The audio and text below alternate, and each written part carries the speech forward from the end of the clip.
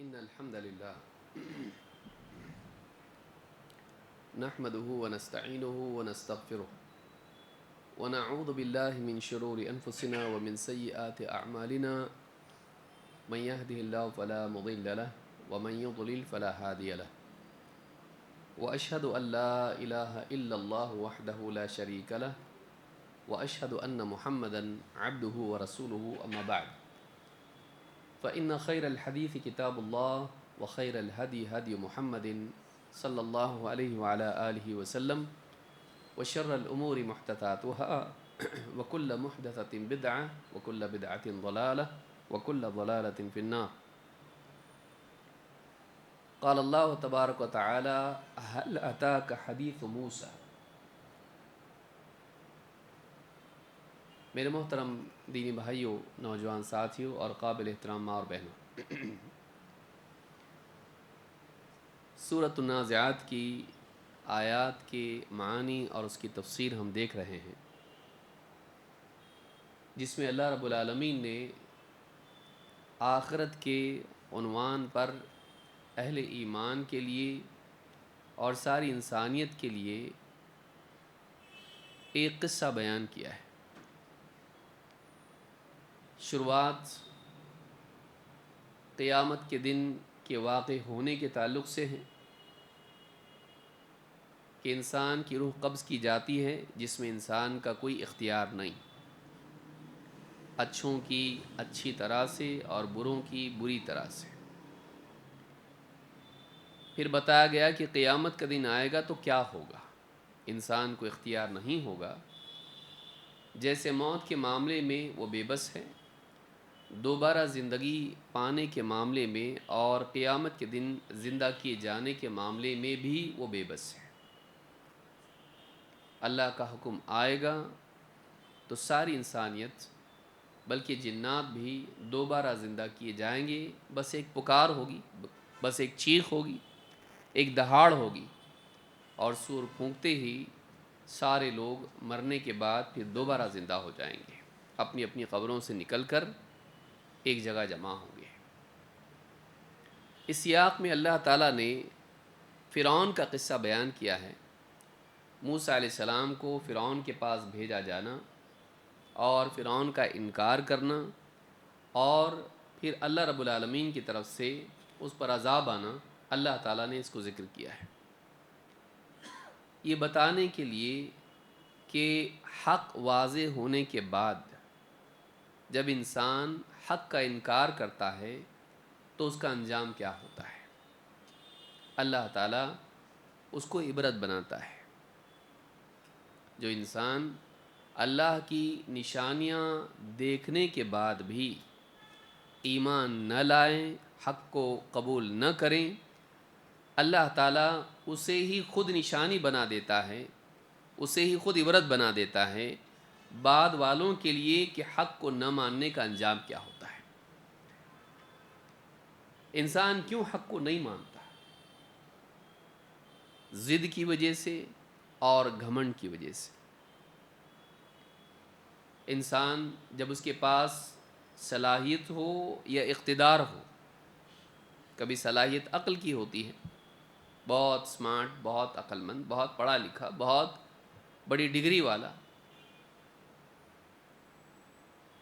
کبھی اقتدار اس کے پاس ہوتا ہے، سیاسی طاقت ہوتی ہے کہ لوگ اس کے آگے جھکتے ہیں، تو کبھی علم کی طاقت ہوتی ہے، صلاحیت ہوتی ہے، اور کبھی مال یا حکومت، اقتدار انسان کے پاس ہوتا ہے۔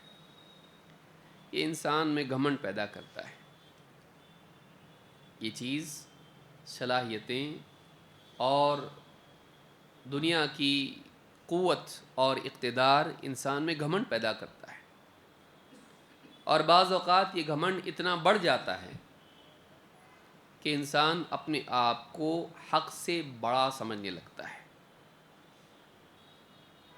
حق اس کے سامنے اپنی تمام تر عظمتوں کے ساتھ ظاہر ہوتا ہے، لیکن چونکہ یہ اپنی بڑائی میں جی رہا ہوتا ہے، وہ یہ سمجھتا ہے کہ میں نے باہر سے آنے والی چیز کو قبول کر لیا تو میں چھوٹا ہو جاؤں گا، کہ تیری سمجھ میں کیوں نہیں آیا، کسی اور نے بتایا تو نے مانا۔ تو انسان اپنے چھوٹا ہونے کو برداشت نہیں کر پاتا ہے اور حق کو قبول نہیں کرتا ہے۔ ایک اچھا انسان وہ ہے کہ حق جب سامنے آ جائے تو چاہے اس کے لیے چھوٹا بننا پڑے قبول کر لے، کیونکہ حق شخصیات سے بڑا ہوتا ہے۔ انسان اتنا بڑا نہیں ہو سکتا ہے کہ حق سے بڑا بن جائے۔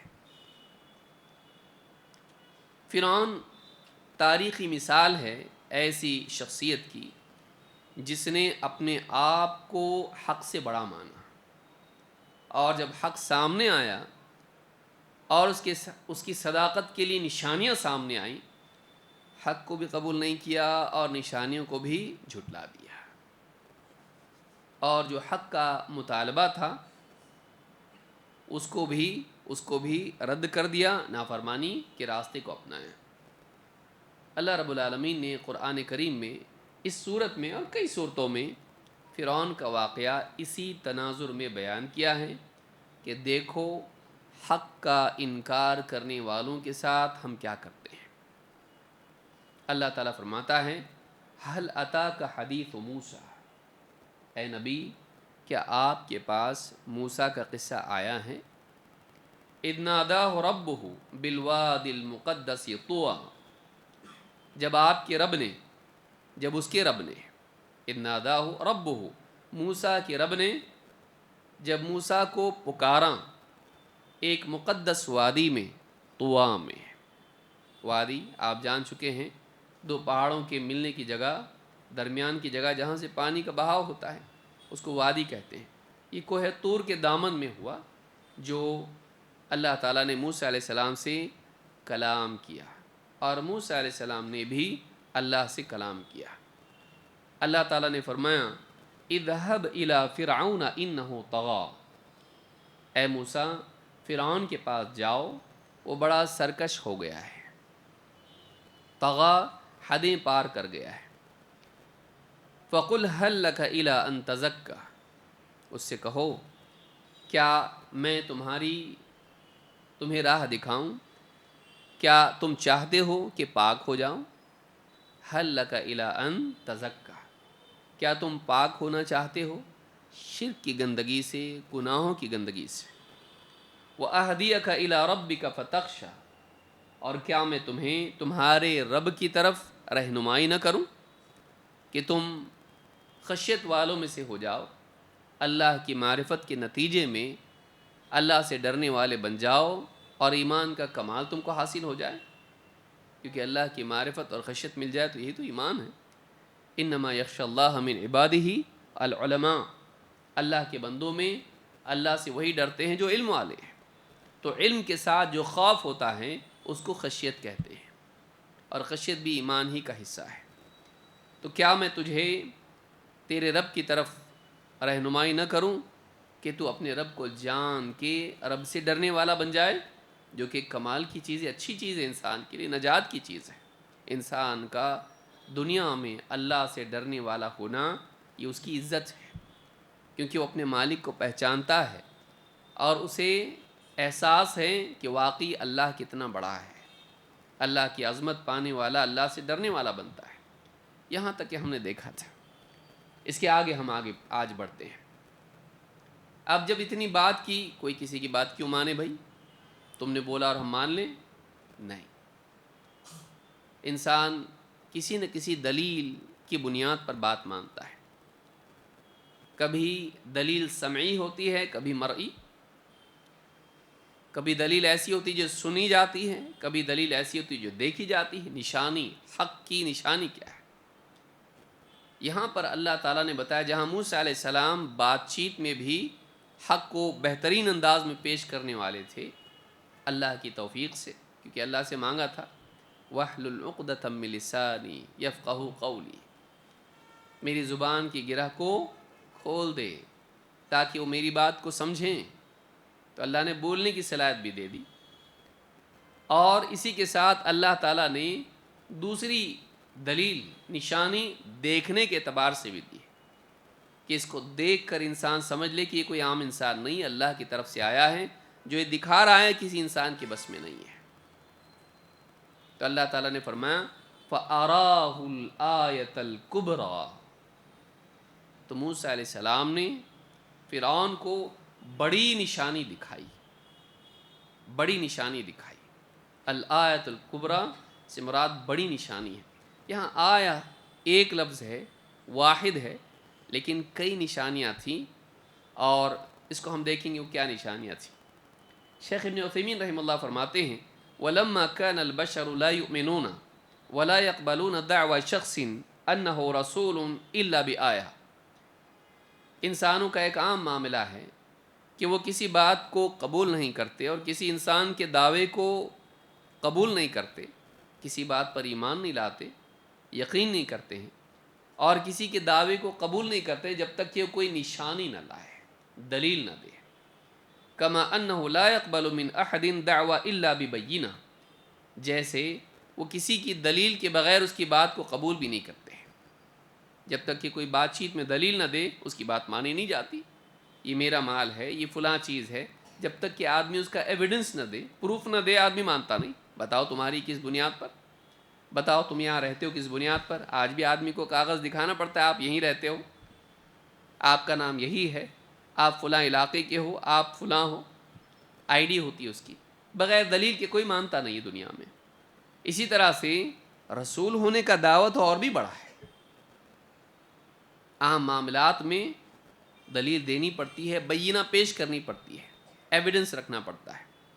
رسول ہونا تو اور بھی بڑی بات ہے، اس کو بھی بغیر دلیل کے انسان کیسے قبول کرے گا؟ جعل اللہ سبحانہ وتعالی مع کل رسول آیۃ تدل علی صدقہ، تو اللہ تعالیٰ نے بھی ہر رسول کو نشانی عطا کی جو اس رسول کی سچائی کی گواہ بنتی تھی، جو اس رسول کی سچائی کی، اس کے رسالت کے دعوے کو ثابت کرنے کا ذریعہ بنتی تھی۔ اللہ ہر رسول کو کچھ نشانی دیتا تھا، معجزات اللہ ان کو عطا کرتا تھا۔ تو چونکہ لوگ یوں ہی قبول نہیں کرتے ہیں، تم نے بولا اور ہم نے مانا نہیں، دلیل دو، کچھ بتاؤ ہم کو، ایسا دکھاؤ ہم کو، ایسا نشانی دکھاؤ۔ اللہ نے موسیٰ علیہ السلام کو بھی نشانی دی، جا کے فرعون کو یہ نشانی دکھاؤ اور لوگوں کے سامنے نشانی پیش کرو، وہ مانیں گے۔ وہ نشانی کیا تھی؟ کئی نشانیاں تھیں، جن میں دو بڑی نشانیاں تھیں جو ہر وقت موسیٰ علیہ السلام کے پاس رہتی تھی۔ ایک ان کا ہاتھ اور دوسرے ان کا عصا، ایک عصا اور دوسرے ہاتھ۔ کیا تھا وہ؟ اللہ تعالیٰ فرماتا ہے سورہ الاعراف میں، اللہ نے کہا قال ان کنت جئت بآیۃ، فرعون نے کہا جب فرعون کے پاس گئے اور دعوت دی، نہیں مانا، کہا ان کنت جئت بآیۃ، اگر تو کسی نشانی کے ساتھ آیا ہے، کوئی نشانی لایا ہے، فأت بها ان کنت من الصادقین، اگر تو واقعی اپنی بات میں، اپنے دعوے میں سچا ہے، لے آ اپنی نشانی، دکھا دے مجھ کو نشانی۔ فألقى عصاه، پس موسیٰ علیہ السلام نے اپنا عصا زمین پر ڈال دیا۔ فإذا هي ثعبان مبین، تو وہ عصا زمین پر ڈالتے ہی ایک لمبے بڑے اژدہے کی صورت اختیار کر گیا۔ وہ جو سانپ تھا، کبھی حیہ بنتا تھا، کبھی ثعبان بنتا تھا، کبھی سانپ چھوٹا اور کبھی بڑا اژدہا بن جاتا تھا۔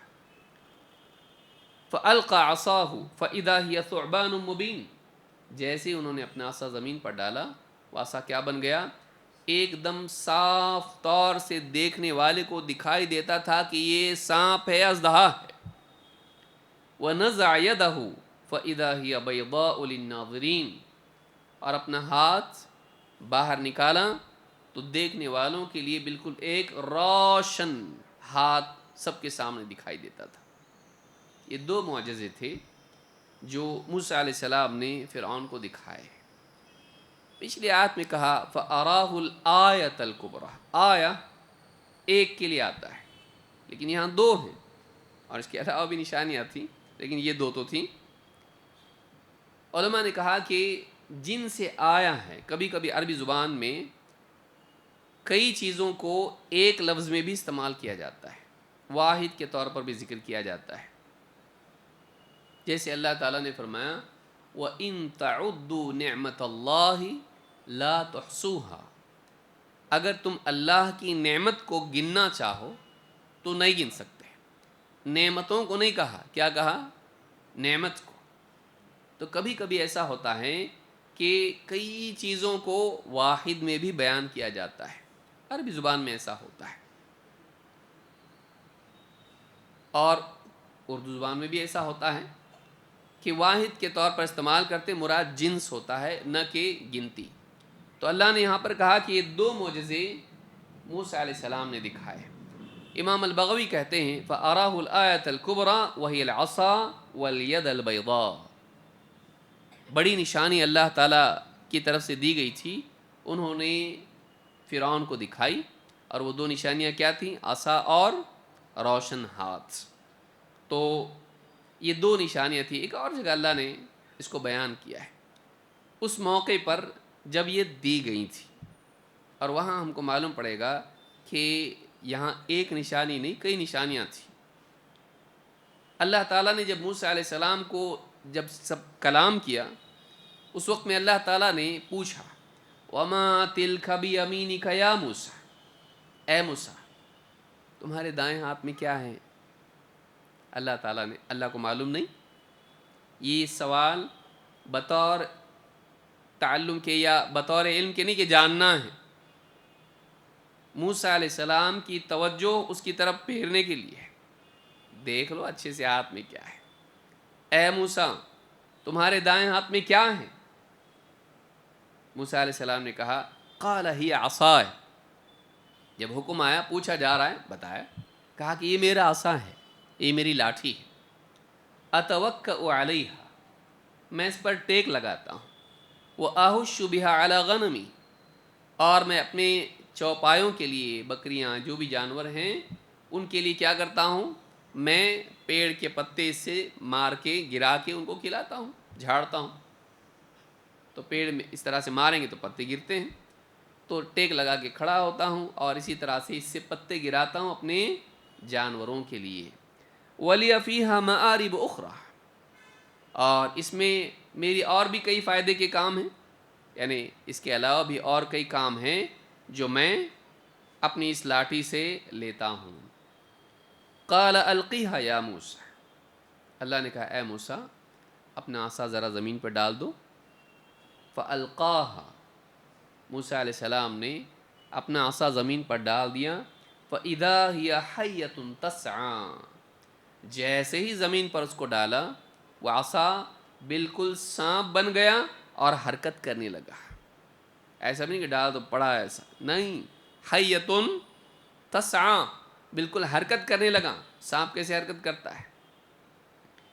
قال خذها ولا تخف، اللہ نے فرمایا اسے پھر سے اٹھا لو اور ڈرنا مت. اب سوچو انسان زندگی بھر سالوں سال ایک عصا اپنے ساتھ لیے پھر رہا ہے، اور پوچھا جا رہا ہے کیا ہے تمہارے ہاتھ میں؟ میرا عصا ہے یہ، اور اس عصے سے میں ٹیک لگاتا ہوں، پتے جھاڑتا ہوں، میرا عصا ہے. میں جانتا ہوں میرے ہاتھ میں کیا ہے؟ نہیں جانتا. یہ عصا ہے، اب تک تھا، اب نہیں، اب وہ ہوگا جو اللہ چاہے گا. سمجھ میں آ رہی بات؟ موسیٰ علیہ السلام جان رہے ہیں یہ میرا عصا ہے، میں جان رہا ہوں اس میں کیا بہت بڑی بات ہے، مجھے معلوم ہے کیا ہے. معلوم ہے اللہ تعالیٰ جو چاہے وہ چیزیں بنتی ہیں. اللہ تعالیٰ اس سے جو چاہے بنا سکتا ہے. مومن کو یہ بات یاد رکھنا چاہیے. چیزیں ہمارے اطراف ہیں، لیکن اللہ رب العالمین جس چیز کو جو چاہے بنا سکتا ہے، جس چیز میں چاہے تبدیل کر سکتا ہے. یہ اللہ کی قدرت ہے. تو اللہ نے کہا کہ ڈالو زمین پہ، تو جیسی زمین پر ڈالا کیا ہوا؟ سانپ بن گیا. اللہ نے کہا ڈرو مت، اٹھاؤ اس کو. ظاہر بات ہے کہ سانپ آدمی کو جھٹکا لگے گا. اور قرآن کریم میں اللہ تعالیٰ نے فرمایا ایک دوسرے مقام پر وَلَّا مُدْبِرًا وَلَمْ يُعَقِّبْ، جیسے ہی ڈالا سانپ، عصا ڈالا اور سانپ بن گیا. موسیٰ علیہ السلام ڈرے اور پیٹ پھیر کے بھاگے اور پلٹ کے دیکھا بھی نہیں. آدمی شاک ہو جائے گا نا کہ کیا ہے یہ، میرا عصا اب تک مجھ کو معلوم نہیں تھا کہ یہ سانپ ہے، سانپ بن گیا یہ. ڈر گئے موسیٰ علیہ السلام. لیکن اللہ تعالیٰ نے کہا کہ خُذْهَا وَلَا تَخَفْ، اسے اٹھاؤ، ڈرو مت. سَنُعِيدُهَا سِيرَتَهَا الْأُولَى، ہم فوراً اسے اپنی اصل حالت پر لوٹا دیں گے. جیسے موسیٰ علیہ السلام ڈالتے تھے سانپ بنتا تھا، جیسے اٹھاتے تھے عصا بن جاتا تھا.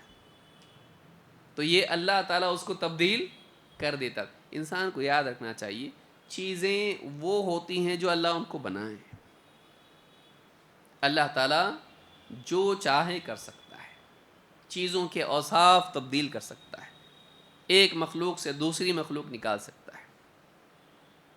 تو یہ اللہ تعالیٰ کی طرف نگاہ انسان کی ہونا چاہیے. اللہ جو چاہے کر سکتا ہے. وَيَفْعَلُ اللَّهُ مَا يَشَاءُ، اللہ جو چاہے کرتا ہے. اس لیے انسان کے پاس جو کچھ بھی ہے، میرا پیسہ ہے، میں جانتا ہوں میرے فائدے کا ہے، بعض اوقات نقصان پہنچاتا ہے.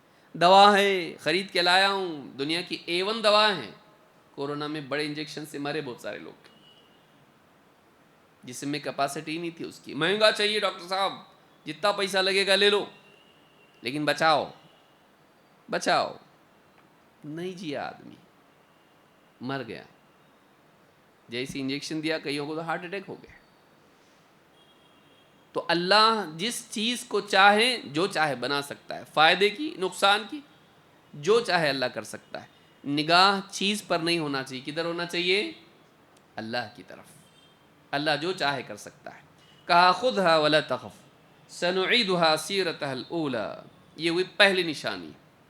وَاضْمُمْ يَدَكَ إِلَىٰ جَنَاحِكَ، اور اپنا ہاتھ اپنے پہلو میں، اپنی بغل میں اس طرح سے ڈالو، اپنی ہتھیلی. تخرج بیضاء من غیر سوء آیۃ اخری، کہا ایسا ڈالو گے، اس کو جب نکالو گے باہر تو بغیر کسی عیب کے وہ بالکل روشن باہر آئے گا. آیۃ اخری، دوسری نشانی.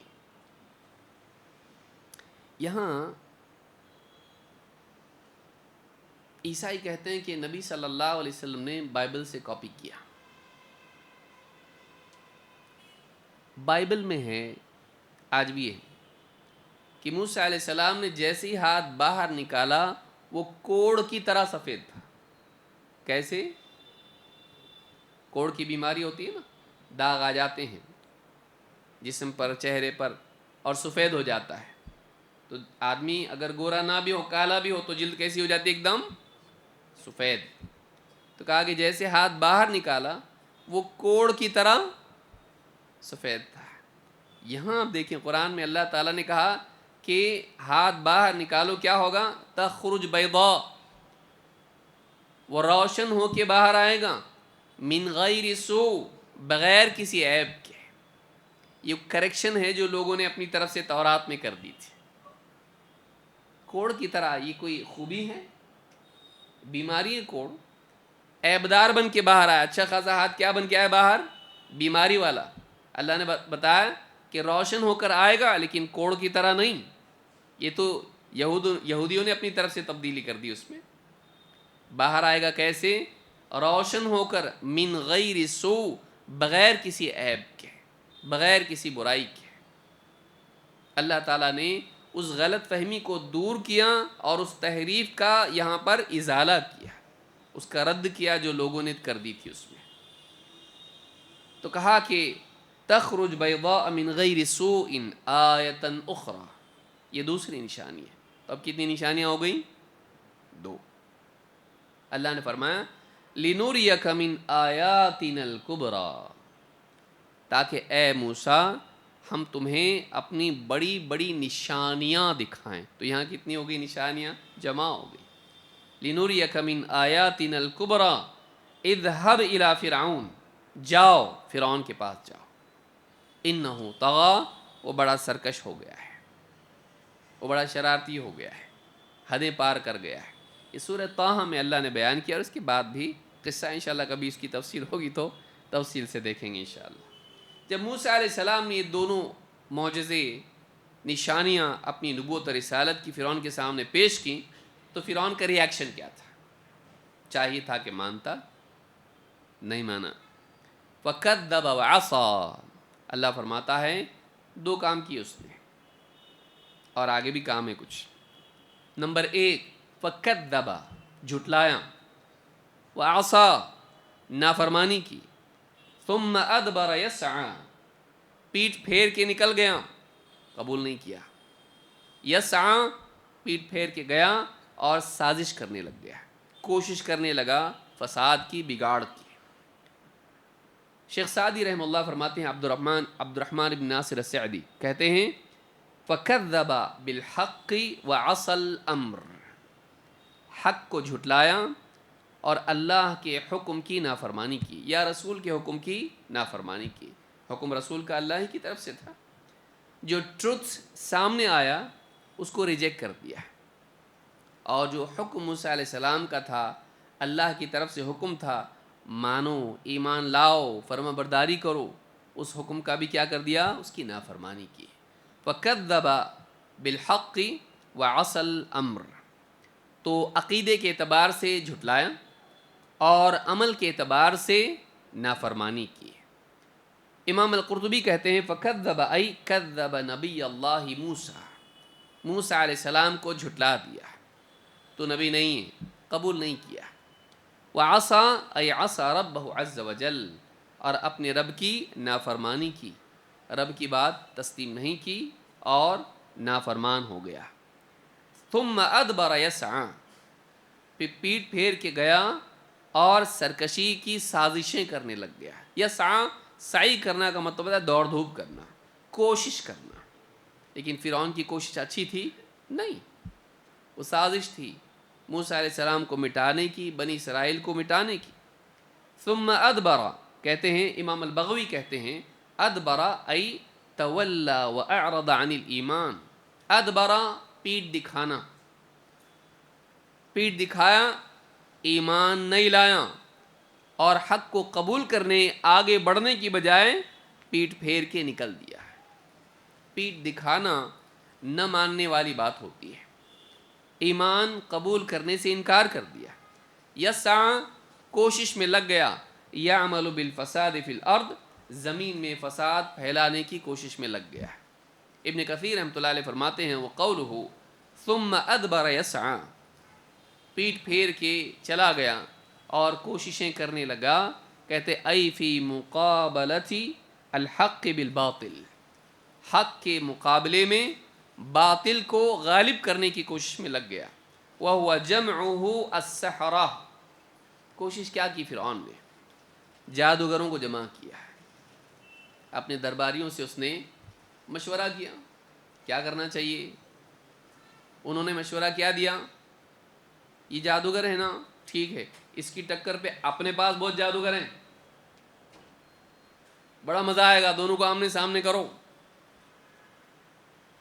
دیکھتے ہیں کیسے یہ غالب آتا ہے. اپنے جادوگر بہت زبردست ہے. تو سارے مصر میں، شہروں میں، دیہاتوں میں پکار پکار کے جادوگروں کو جمع کیا گیا. تو فرعون نے کیا کیا؟ جادوگروں کو جمع کرنے کا حکم دیا. لِيُقَابِلُوا مَا جَاءَ بِهِ مُوسَىٰ علیہ السلام مِنَ الْمُعْجِزَةِ الْبَاهِرَةِ، تاکہ موسیٰ علیہ السلام جو حق والے اور بالکل واضح ترین معجزات لے کر آئے تھے اس کا مقابلہ کریں. جادوگروں کو کیوں جمع کیا فرعون نے؟ تاکہ موسیٰ علیہ السلام کی ٹکر پر وہ کھڑے ہوں اور موسیٰ علیہ السلام کے سانپ اور ہاتھ جو ان کا روشن ہوتا تھا، تو اس کے مقابلے میں وہ اپنی طرف سے کچھ ایسا دکھائیں جادو کہ موسیٰ علیہ السلام کے معجزات پر غالب آ جائے. تو یہ جو کوشش اس نے کی، کیا کیا؟ سارے اعلانات کروائے حکومت میں کہ جتنے بھی لوگ ہیں وہ آ جاؤ، ایک بہت بڑا کام ہونے والا ہے. اور اسی طرح سے جادوگروں کو جمع کیا تاکہ موسیٰ علیہ السلام پر وہ غالب آ کے دکھائیں اور موسیٰ علیہ السلام کو غلط ثابت کر دیں اور فرعون کی حکومت باقی رہے. تو مزید باتیں انشاءاللہ ہم آنے والے دروس میں دیکھیں گے. اللہ رب العالمین ہم سب کو ہمیشہ اللہ کی طرف سے آنے والے حق کو قبول کرنے کی توفیق عطا فرمائیں. اور تکبر سے اور نفسیاتی بڑائی سے ہم کو محفوظ رکھے، اور حق کے واضح ہونے کے بعد اس کا انکار کرنے سے ہم سب کی حفاظت فرمائیں۔ اقول ھذا واستغفر اللہ لی ولکم۔